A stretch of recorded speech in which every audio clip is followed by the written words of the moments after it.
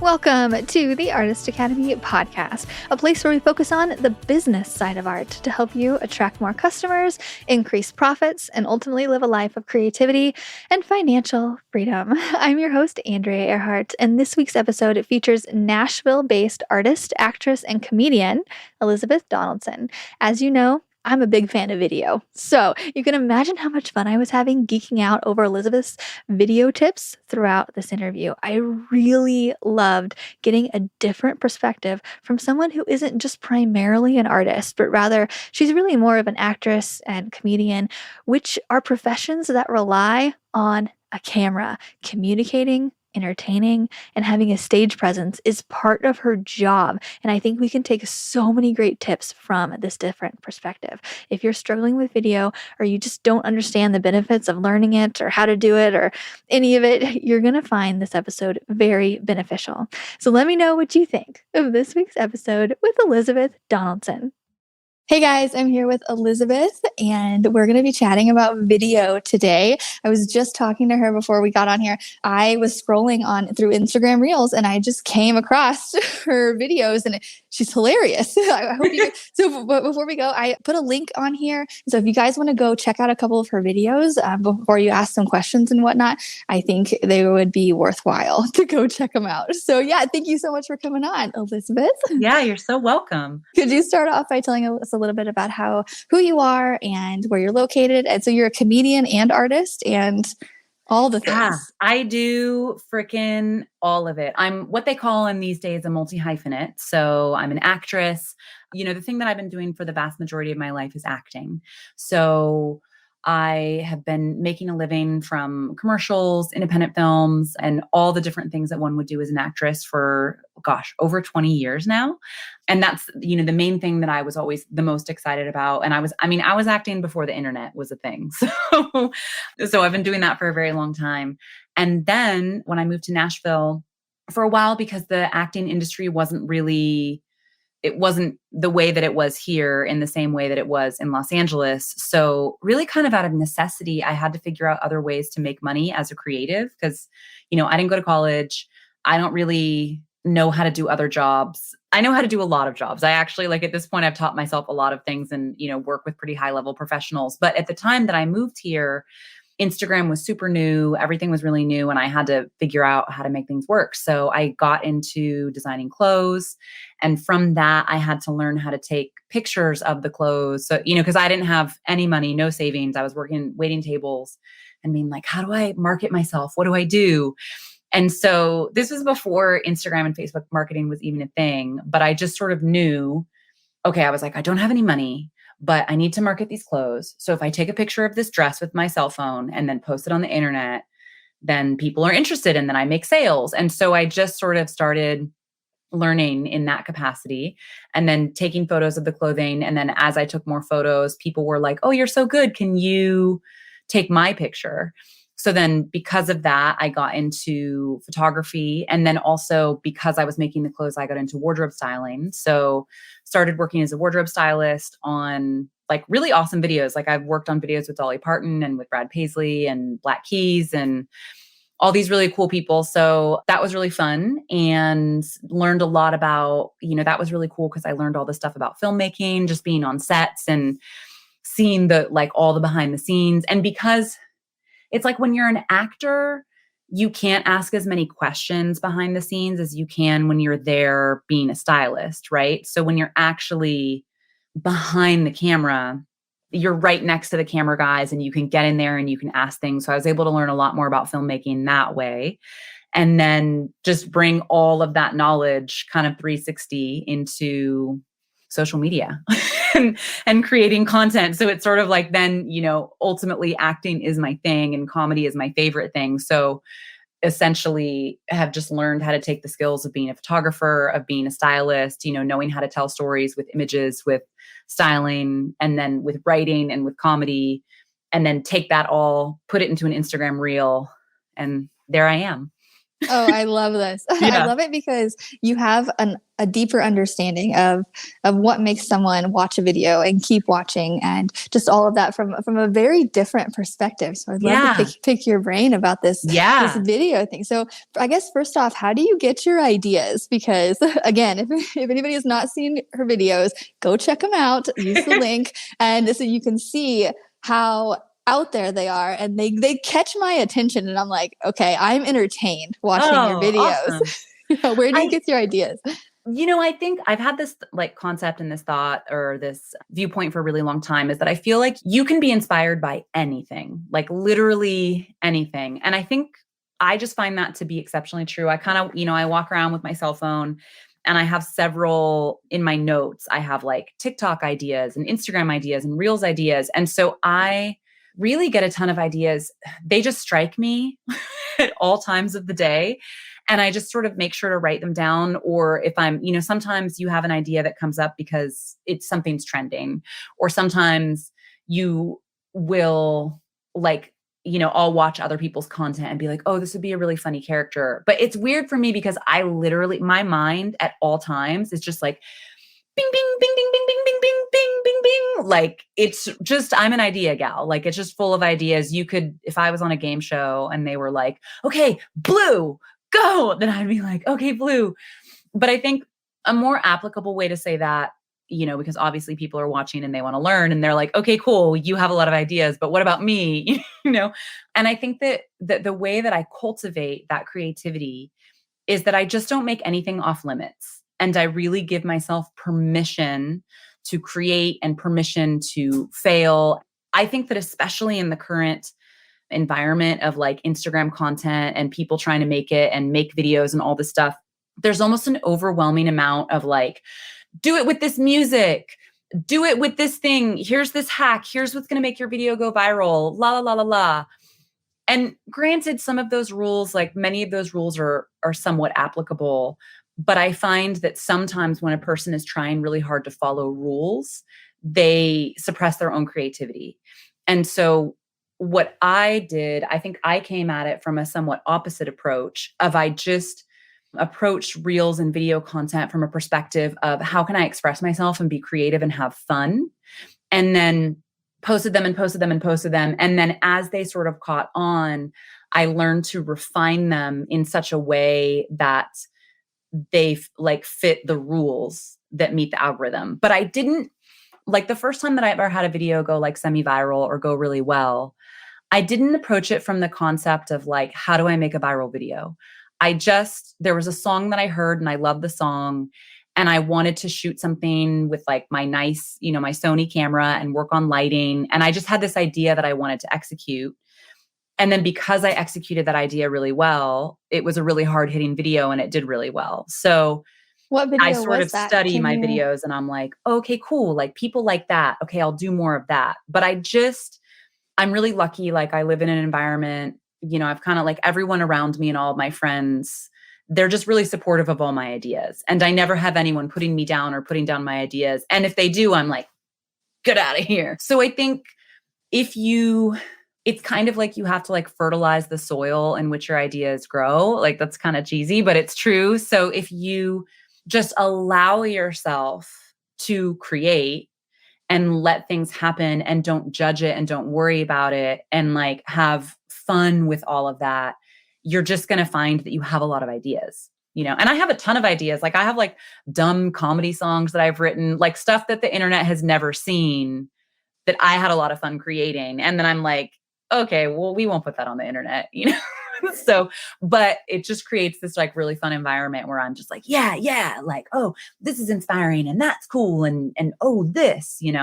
Yeah, for sure. And I feel like as you're creating and as you're consuming too, the ideas kind of come as you're in the process. But I think for a lot of artists, they kind of look on the outside and they're like, oh no, I could not do that. But it's hard for the creativity to flow when you're just looking from it from the outside. You know what I mean? Yeah. But you're in it. So you're getting all these ideas. And so I think that's the first step in it. It's just to get into it. You have to just kind of jump in the stream. I tell everybody that, especially as somebody who is like entirely self-taught and like I didn't go to school and I didn't do any of these things. And I was just like, okay, well, I think a lot of people are sort of like, when I finish this training, or once I do this thing, or once I do that, or once this web page is perfect, or once I learn how to use this editing software, then I can. And I'm like, bro, you learn how to use the editing software by just editing, you know?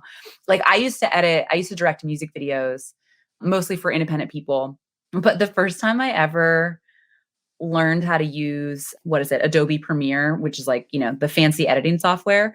It was literally because it was a paid project and I was getting paid and I had to finish the video and I'd never used this software before.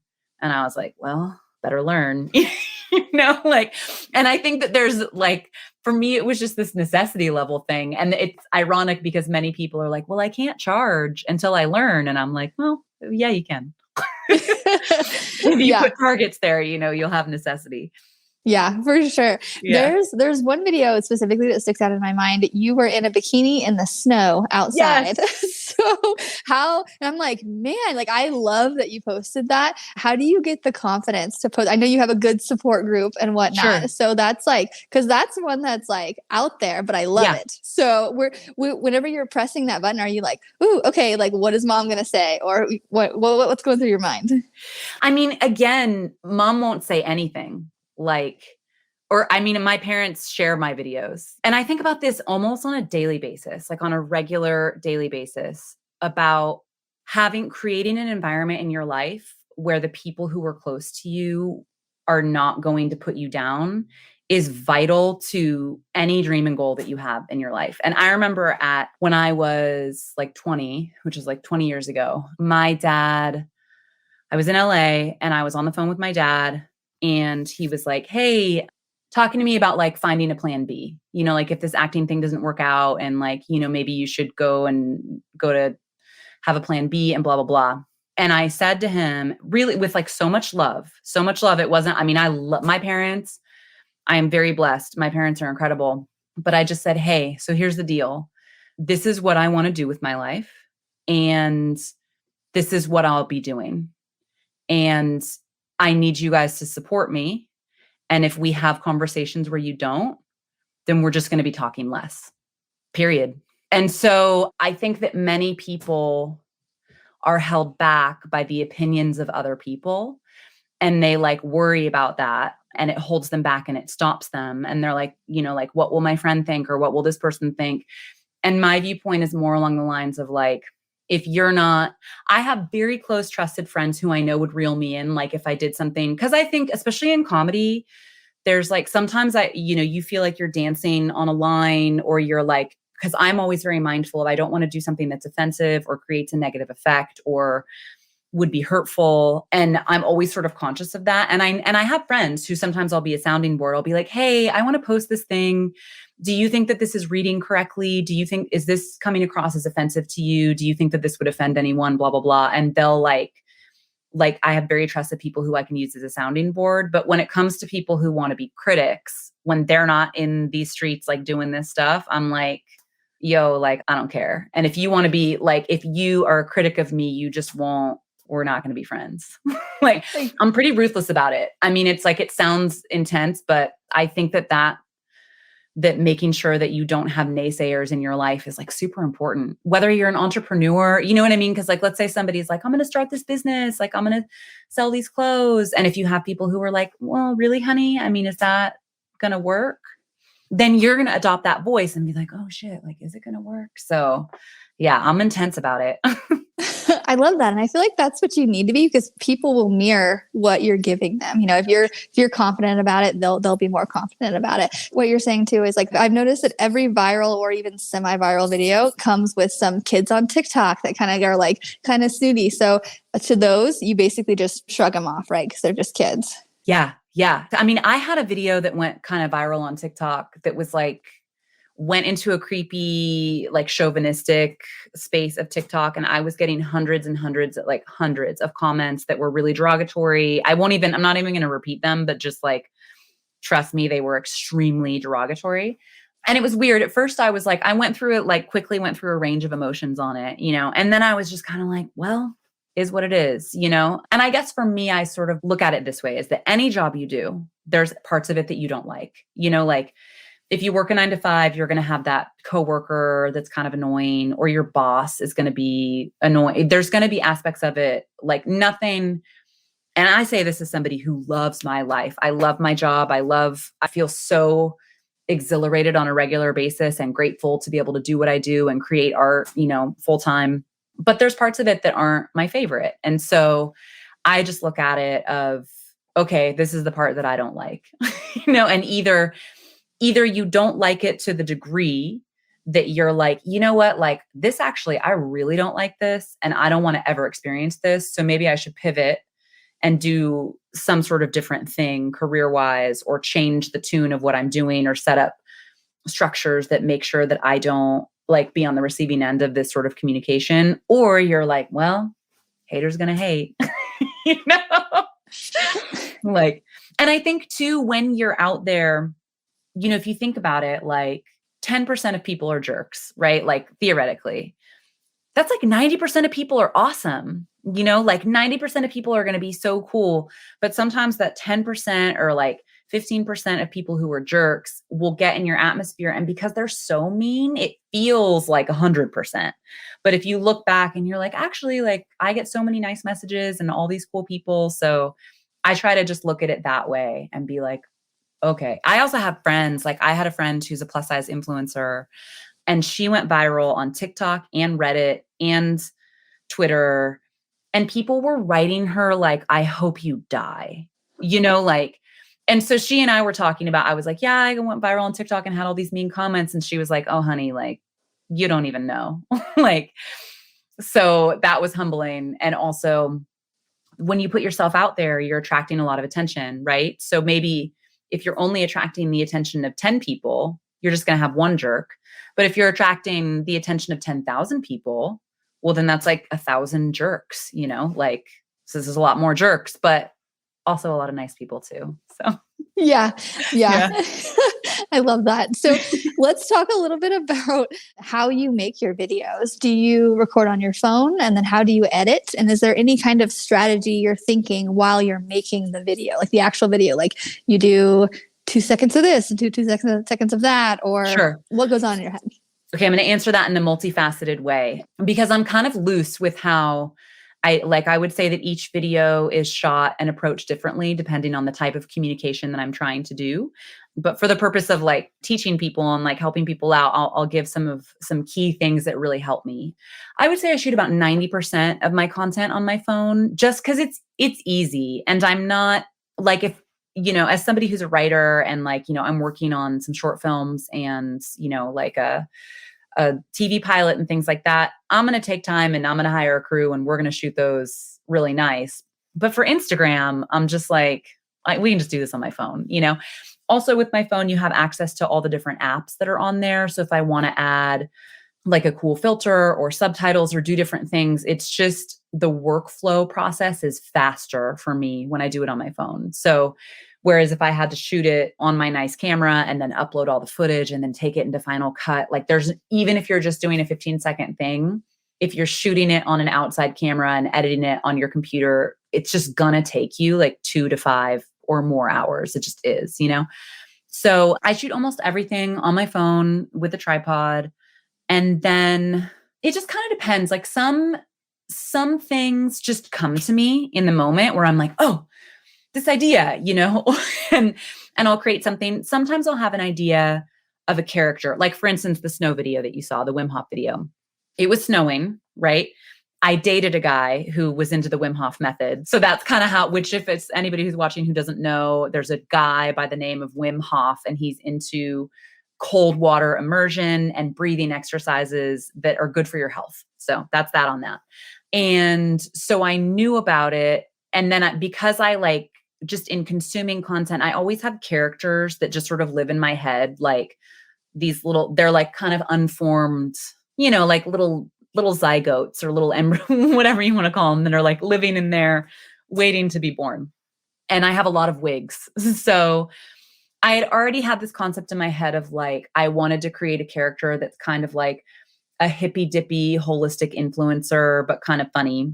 And then that day it was snowing, and it was like it was like 23 degrees in Nashville and like a really intense snowstorm.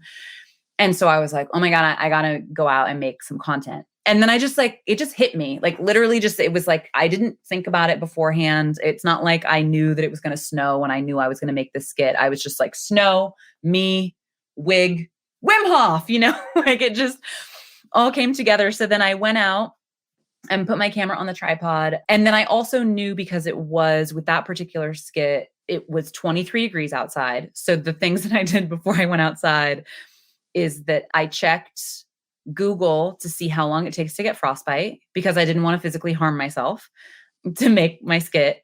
And so I was like, and then I checked a couple other things so that I knew that I had to get it done in about a 3-minute span. I was like, my body's going to be able to be sitting in the snow with bare feet for about 5 minutes. So I'm going to do this. So then I just improv'd it. I have a technique where like, I'll create a character and then I just do the thing. And I kind of have in my head loose moments like, okay, it's going to be funny if I breathe. It's going to be funny if I do this. This will be funny. And then I have an editing style where you just shoot one long take. So I shot one take that was 3 minutes long. And then I go in, and this is very specific for comedy, but I think that it also works. It's applicable to a lot of different fields, is I make the editing very tight. Like each moment, I find that sometimes even shaving off 1/10 of a second, or like just making those cuts as tight and quick as they can be, just makes it funny. Like, and the difference between 1/10 of a second can make something funny or not funny. And so I would also guess that if you were marketing clothing, or if you were talking about your business, like especially for Instagram, because it's such a like pew, pew type medium, that you want things to like snap. So I filmed it, and then I got halfway through editing it. And then I was like, man, there's just like a couple more ideas. And it was such a bummer on that one, because I'd warmed up and I was like, did not want to go back out in the snow. Like it was so cold, but I was like, man, but I got to have a part where she's standing up, and like, I have to have this part. So then I went back out and shot one more take with like the new ideas, and then I edit it that way. So that's one way that I create videos. Sometimes I'll have an idea that is a little more defined. Like I made this one, when the CDC, when everybody was making like the CDC says jokes, and like, I thought that was really funny. So I had this idea of that it would be really funny to be a fake newscaster and make something that was like the CDC says, and just making a whole list of lyrics from 90s hip hop songs. Like the Humpty Dance is your chance to do the hump. Cause I was like, oh, this is great. Like this will be really funny. And that was actually one of my most popular reel. Like I think it's my most shared reel of all time. And that one was a very different style, because I had the idea and then I was like, okay, cool. And then I went and did research, and I researched the song lyrics, found the best ones, typed it up, like actually wrote it like as a writer on my computer. And then I use this app that's called Big View, which is a subtitles app, which is amazing. Or not a subtitles, it's a teleprompter app. Big View, BIGVU, recommend it to anyone. And you can like adjust the speed and do different things. So then I'll write the script and then like look at it and make sure that all the jokes are tight. And then specifically for ones that I'm writing in that way, or even when I'm editing them, I make sure that the jokes hit within the first 15 seconds. Like for instance, if I have something that I make and the punchline doesn't hit till like 17 seconds or doesn't hit till 16 seconds, and then someone sees the reel and shares it on their Instagram story, then like all of the people who see that reel won't really get a full understanding of like why it's hilarious. That's smart. Yeah, I'm really intense about that. And so sometimes I'll tweak things in editing, or I'll speed up. In InShot is the editing app that I use, and you can speed up the speed, but you can also hit this button that keeps your voice tone the same. No, if you speed it up too much, it gets a little weird because you're just like talking really fast. But sometimes I'll do it, like the teleprompter app that I use is very helpful because it will tell you how long it is. So sometimes I'll do take after take after take. And if I have to adjust my delivery and make it a little faster so that like the first punchline hits in that first 15 seconds, then I'll do that. So it's very methodical, but it's funny because I would say that I arrived at that point. Like I always let my inspiration, just to kind of bring it back around to the first question, I let my inspiration be the first thing. Like I just let my inspiration be uninhibited and free. And then once the idea is out, then I worry about how I can trim it down to make sure that it's like the most algorithmically friendly, if that makes sense. Yeah, for sure. Yeah. And I love how specific you got too, even with the shaving it down and making it really short to where the punchline hits and before the 15 seconds and all that. Love it. That stuff is huge. It's like, I would say that's like, it's a big thing. Like some people, for instance, they'll have a reel and then it's like the first 3 seconds are just like blackness or a title or some intro that nobody cares about, or hi, my name is blah, blah, blah. And I'm just kind of like, it's like a lean steak. You know what I mean? You want to trim all the fat off. No, it's different. If you were making a short film, you can like take a minute. Like if it's a feature film, if it's a full length movie, you can milk that intro and have it be like, 5 minutes of blackness with like strange breathing noises. But for Instagram, like you don't have the audience in the theater. Like they're consuming things quickly. So true. What are some good tips on how to get someone's attention really quickly? Maybe like big movements, or what do you do? Do you state what the video is going to be about, or? That's a good question. My content's very specific because it's comedy. So, but I do like manage other accounts here. I'm going to like look at my reels and then be like, okay, what did I do in this one? Yeah. Because sometimes I do reels that are more like training style. So sometimes I'll state exactly what it's going to be about. Like I did a video that was all about tips on posing. Okay. Right. So I was like, hey, this is like, I'm Elisabeth Donaldson. I think I stated really quickly, like, I'm Elisabeth. I'm an actress, a model, and a photographer, and I'm going to show you how to pose. And I just sort of made sure that I stated very quickly in the most concise way possible, with the viewpoint of like someone else watching it who had no idea who I was. And then I was like, okay, this is why you should believe me. Like, this is why I'm going to teach you something. And then actually got into the first step on like how, what am I doing? Showing them how to pose within that first 15 seconds. But I think the most basic and simple way that I could say it for people is you have to think of your content through the lens of the person who's watching it. And I think that the problem that many people have, or the reason they run into trouble, is they're thinking about themselves. They're not thinking about the person watching it. And if you just start thinking about like how you want to create, like what effect do I want to create on the intended audience? And then you just sort of scale it back from that and figure out like, okay, that's how I'm going to create that effect. Then it works. And so you could even do that with, I don't know what the specifics are of people in your audience or the people watching this, but let's say you were selling maybe like a painting. So you're selling art or like a painting. Okay, got it. So you're selling art. Then maybe it would be like maybe you have a certain technique, right? Like a certain painting technique that people always ask you about. So your reel could be, in that situation, it's really cool because you don't even have to have your face there. You know what I mean? It's like art becomes a different thing. You can just have a very clear title, like how I created this texture. And then, art videos, because like I love watching like how I made it videos or process videos. Like I find those to be so satisfying. Or like, when people do the camera up top, art's almost a whole different thing because it's like all of a sudden the way that you create it and express it can be really different. I have a friend who's an artist and he does these videos where he shows like the sketch and then he just taps his pen and then it like shows the final thing. And like, I find that to be really satisfying to watch. So I think it's just, you just sort of want to clearly state or show what you're doing, or just have like a fast moving thing. But I think there's a million different ways that you can catch someone's attention. You can catch their attention with noise, with impact, with color, with a fast cut, with a title, with an interesting, I don't like those people that are like, stop scrolling, but for instance, with the Wim Hof video that you saw that like, that video did extremely well. It was funny, but also the biggest hook is that I was like in a bikini in the snow, like being weird. So even without, I always try to run myself through all the possible scenarios of like, okay, what if the person's watching this with no sound? will it still impact? Because I have friends, like I have a friend who just had a baby and she's like, the only time I can watch stories and reels is like at night. And sometimes I wake up and I can't sleep. And then I watch Instagram content, but I have to watch it with the sound off. And then she wrote this like, please, she was like, please add subtitles because I really need your stories.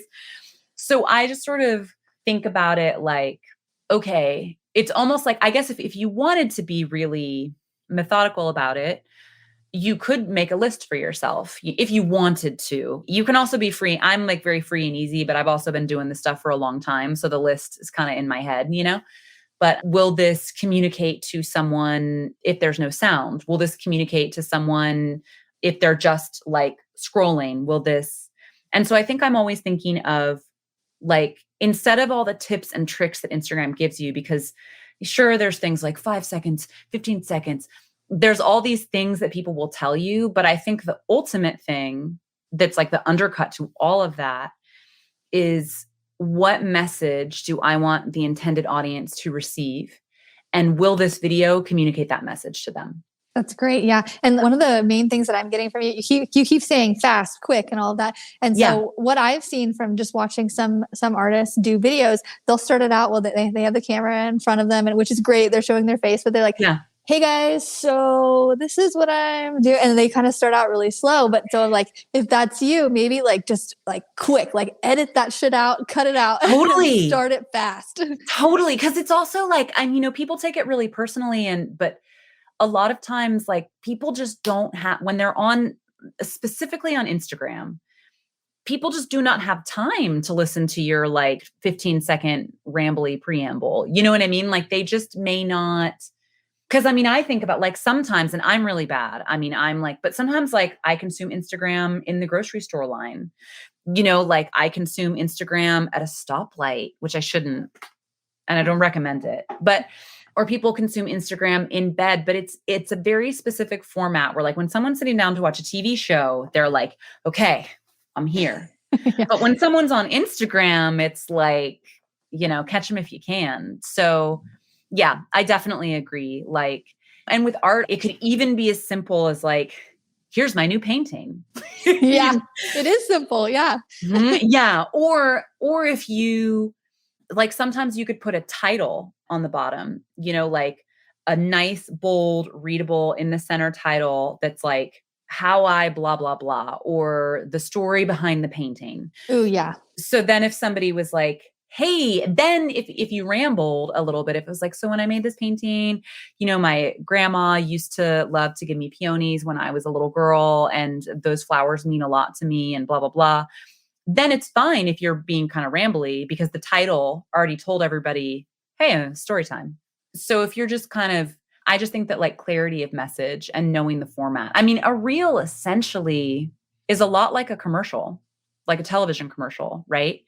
And granted, television commercials can be really annoying.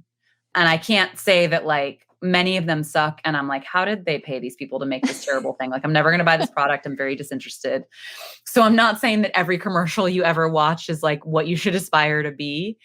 But if you think of all the commercials that you've watched that are fantastic, all of your favorite commercials that you've watched, and there's a wide variety. There's funny commercials, there's touching commercials, you can consider that there's many different formats of commercials that work well. But the thing that they all do well is that they capture a lot of attention and communicate a message in a period of space that's from 15 to 30 seconds. A reel can be up to 60 seconds. So, those advertisers are onto something there. If you think of like, for instance, if you think of Apple, their commercials don't exactly tell you a story, but they entertain you with like super exciting visuals and dance moves and like cool music and stuff like that. So that's one advertising technique, right? And then you think of like those commercials that like tell it, were the Werther's Original commercials where it's like the little boy and his grandma like share this love and special moment together around this candy. And those ones are kind of touching, but like, man, like they really tell a whole story. Like they really do a whole thing in like 30 seconds. Cause that 30 seconds cost them millions of dollars, A lot. Yeah. Yeah. So I think it's also important to delineate that I don't think that thinking of it like a commercial means that you need to sell something. Cause I think selling is bad. Okay. So you're more looking to entertain than sell? Or tell a story. Okay. You're just looking to deliver a very clear story or concept. Because it doesn't even have to be a full story, right? Like it could be just, and art is a really exciting art form, because a lot of times with art, it's like the painting is the concept. You know what I mean? So Yeah. you don't need to reinvent the wheel. So like if you were going to show a process video or show your painting, to me, that feels a little more like when Apple is coming out with a new iPhone and they have all those videos of like cool people dancing with the iPhone. It's like, it's more conceptual. Whereas like if I'm making a comedy video or doing other things, that can be a little more of like a beginning, middle, and end with it. So I think there's a lot of ways to do it, but you're really delivering a clear concept and thinking with your audience. True. So I'm getting the idea that there's a lot of energy that's put behind this. And I love to create video as well. And I love to try out new things. Like I'm just like you. Yeah. But a lot of people who are listening would much rather paint. So they're like, okay, is it worth it to make all this video? What successes have you seen from creating video? So like they've reached a certain audience. Have you gotten jobs from it? Or what's a good reason people should put the effort in? This reason. I mean, I consider Instagram, like the marketing that I do on social media, to be, it's my PR and marketing department, period. And there's I'm a maniac. I keep statistics on everything.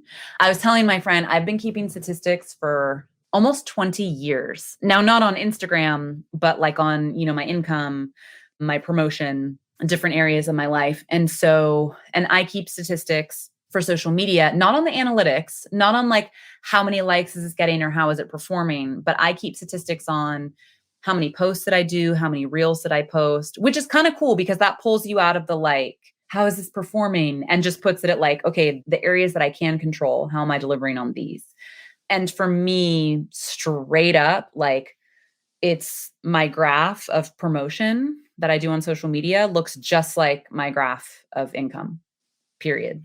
So for me, it's really black and white of like, yo, dude, like, you want to make money? You want to like, and I liken it to if you worked at, for me, I kind of have no choice. Like I work for myself. I'm a full-time freelancer. And if I don't work, then I don't eat, straight up. You know what I mean? Like there's no like secret stash. So the way that I look at it, it's kind of like if you had a company and your marketing guy was just like, I just am not feeling it today. Like he'd be fired. You know what I mean? Or if you decided, if you worked at the bank or you worked at the grocery store and every day that you just like didn't feel like it or didn't feel inspired, you just didn't go to work. Well, then like you'd literally be starving and evicted, So for me, I think I have that sort of built-in discipline of knowing that and I monitor it. And granted, listen, I take a break sometimes and I have some weeks that are off. I have weeks that I'm not inspired. I have periods of time that my content is like really good. And then periods of time where it's not as good. I have times like weeks where I'm like, yes, like this was a great week. And then the next week, I look at my graph and I'm like, oh my God, I got all this shit. Like for instance, this week that I just had, because I do my stats every Monday, I think that my shares the week before were like really high. Like I had like 500 shares or something. And then this week I had like 20 shares. And I just was like, okay, well, whatever. Like it just wasn't as good of a week. And I just don't think much about it except for like, okay, great. Well, I was busy catching up on edits and doing different things. And so I couldn't be as on point with like my creative promotion. But I do keep in that discipline of making sure that I continue to create stuff. And for me, because of the content that I create, like it's literally why I have a career. I honestly think that maybe at this point, no, I honestly think that if I stopped, that I'd be in serious financial danger. Wow. So for me, it's kind of like I'm for me, that takes all the emotion out of it. And I really, really, really deeply believe that if every creative made a commitment to work on their promotion and marketing, and if they just observed and believed and knew that if you just take all of the emotion and all of the weirdness, I mean, listen, Instagram has a lot of weird, or social media has so many terrible things. There's so many awful aspects of it. But if you could just push all that to the side and just sort of go after it as like, okay, this is my marketing. How can I have fun marketing myself? And if you had the discipline to keep doing it consistently for like 2-3 months consistently, like I'd be willing to freaking bet my firstborn child on it that like people who consistently did it would find themselves in a radically improved position. They'd be making more sales. I They'd agree. be, it would just, unless they just were truly terrible. Yeah. Everything. Which Yeah. And if so, try again because eventually you'll get somewhere. And if so, then hey, maybe that's how you learn. Like, and another thing that I do feel is important to say is that some people, maybe they're totally satisfied and happy having like a job, a stable job that pays them money. Like I have a friend who she has a marketing job. It's a stable job. She loves it. And then she creates a lot of content outside of that. And it's incredible. And she's having a lot of success with that. And people often ask her, well, why don't you do this full time? Or why don't you become a full-time content creator? And for her, she's like, honestly, I like the stability of my job. And I think that that's okay too, because being an entrepreneur is really stressful. So I just want to make sure that I leave space there to say, hey, if you don't want to like do the dog and pony show and you just want to like paint your paintings and share them on Instagram for your friends and do something that's organic and do it when you feel like it and not put all that pressure on yourself, like that's 100% and completely fine. And there's nothing wrong with that. And I just think that's important to state. I totally agree. It takes the pressure off of your creativity because I think when you get to painting to sell, it can kind of turn into something else. And you can kind of tell that sales is behind it and it takes the fun out of it. Yeah. Yeah. It can suck everything right out of it. I think that's why the statistics help me, because instead of thinking like, did I make a reel that was popular? I can just go like, did I make a reel? Or did I create something? And so then my focus can be on like, how do I create an environment that fuels me creatively? How can I create an environment? Because what I observe too sometimes is sometimes my statistics, that's what I love about keeping statistics. Sometimes I can be like, oh, well, this week I focused on this thing. Like usually the weeks that I have that are really going off, that I'm having a lot of success, it's because my environment was really fostering my creativity and I was on fire and I was inspired and I was creating things. So it's kind of helpful for me to usually when I'm making a correction or trying to like increase my statistics, it usually has to do with like things like, oh, well, like this week I didn't get enough sleep and then I burnt out and then I ran out of ideas. And then and then I was hungover that one day, which not like I'm not like a boozer. I'm a big lightweight and I have like on the weekends, I can have like, I allow myself 2 drinks and sometimes even 2 drinks. Like the next morning, I'm like, oh gosh. So I don't want to make people think that I'm like out there boozing it up. But you can have various factors, or sometimes it's like, oh, my family came into town and blah, blah, blah. So you can just become more aware of the things in your life that will foster your best creativity. And so I think that, I'm really into self-improvement and like continued education and working on, doing things that improve myself. So I think it's really important to have things that are sort of very much outside of the more that you sort of, fertilize the soil, the more that you're going to feel inspired. And so if you're feeling uninspired, then sometimes it's like, okay, let me pull back and like, what do I need to, you know what I mean? Like, how do I fertilize the soil? Yeah, so true. Awesome. Yeah. I think that's a great ending point on it. So go out and fertilize the soil, guys. Fertilize the soil. Fertilize it. I love that. Thank you so much for coming on and taking almost an hour of your time to explain all of this and just give a different point of view. We have a lot of artists on, but this is my first comedian/actress. And I just love having a slightly different take, but seeing how it's all very similar as well. And you're so inspiring and everybody should go follow her and watch your videos. And because I think that into is fertilizing the soil, going and watching other people's content that inspires you to help think of ideas. And if anybody else wants to go out into the snow in their bikini, I'd love to see it and tag Elisabeth. Please do. Please tag me. Well, thank you so much for having me on. It was an absolute pleasure. For sure. Thank you again. And that's a wrap. Thanks for listening to another episode of the Artist Academy podcast. And if you like hearing interviews, just like this in your ear, if they inspire you, then I want to encourage you to go download the Audible version of my new book, Mural Money. It's a condensed version of basically all of the best tips given here on the podcast from guests, plus my own words of wisdom to help you get started in any art industry, plus stories of some hard lessons learned that I have never told before. You can pick up a copy at muralmoney.com. And again, I highly recommend the Audible version. I put a lot of tender love and care to make sure the Audible was extra special. It had some extra goodness in there. And it's really for any artist, but especially those wanting to make a profit from a paintbrush. Muralmoney.com. That's it. I'll see you next week.